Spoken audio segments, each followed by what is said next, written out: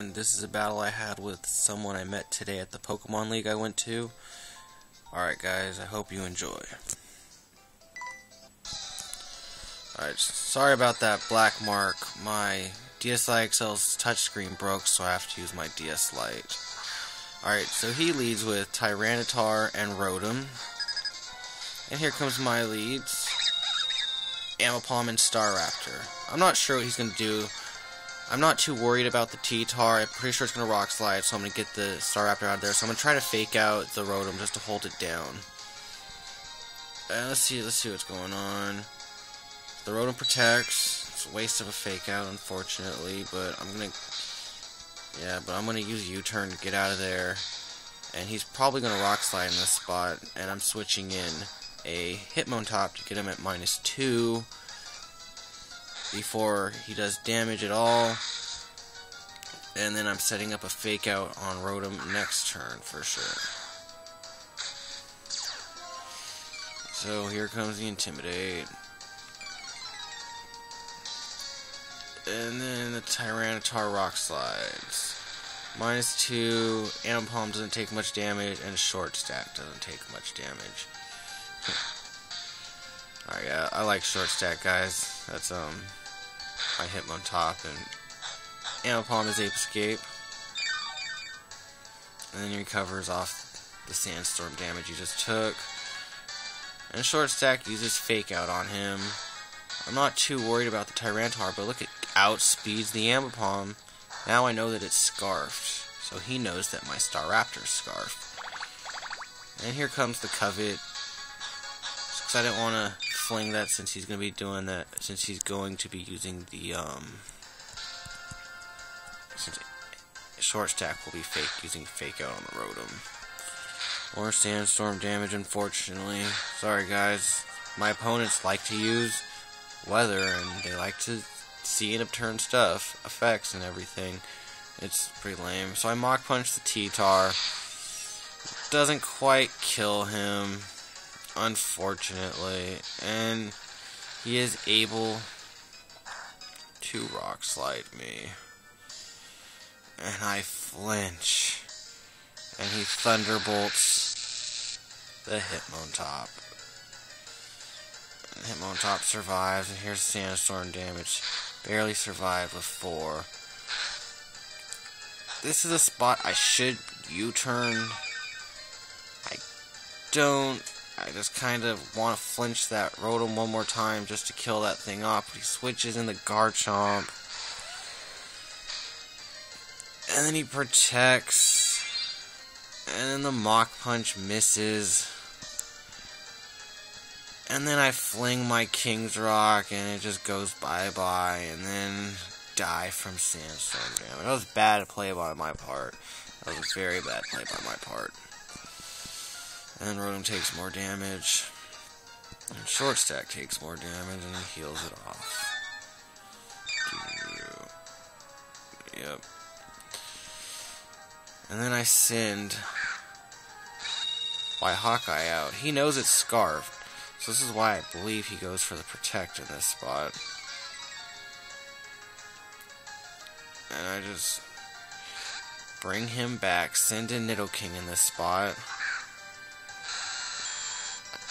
And then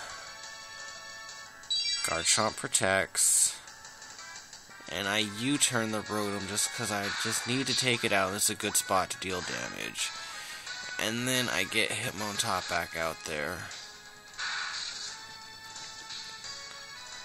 putting the Garchomp at -1 and setting myself up to fake out Ice Beam it next turn. And the Rotom has proved to protect in the spot of a fake out. And look, I switched it in the right time, didn't take any damage from the Thunderbolts. He has shown that he would protect on a fake out. So I want to fake out the Garchomp in this spot. And he goes for a Pro Switch right here. Sends out Latios. And he protects in the spot.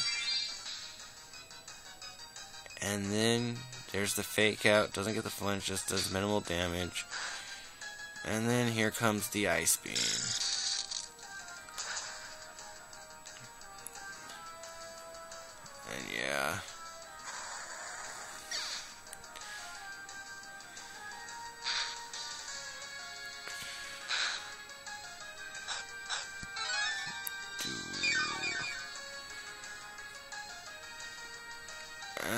sends Garchomp back out.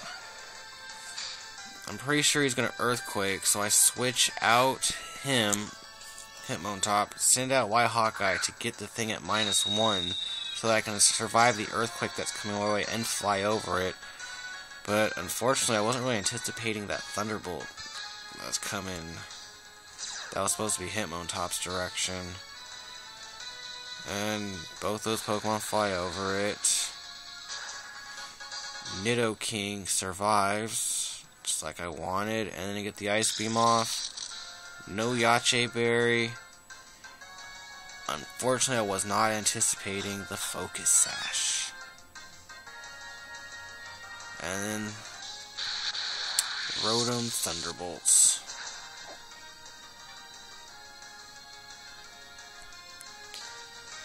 So now it's down to him and his Sandstorm up. Me with the Pokemon's immune to Sandstorm, and one who just uses his leftovers to recover the damage off every turn.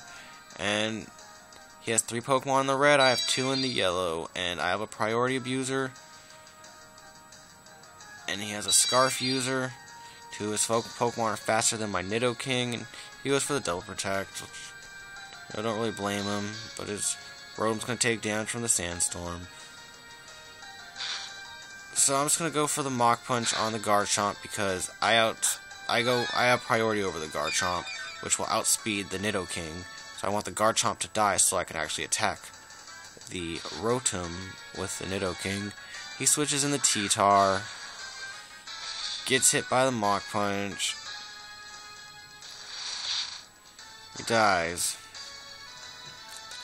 and then I just go for an Ice Beam just to finish that thing off.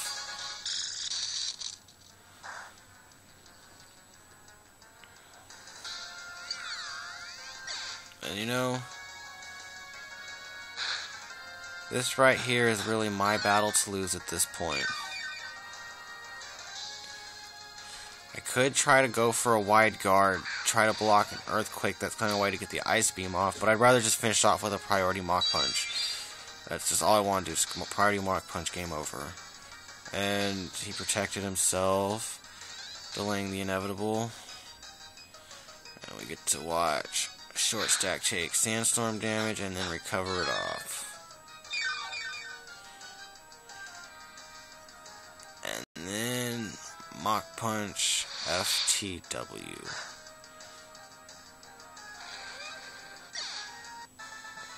And that was a good game.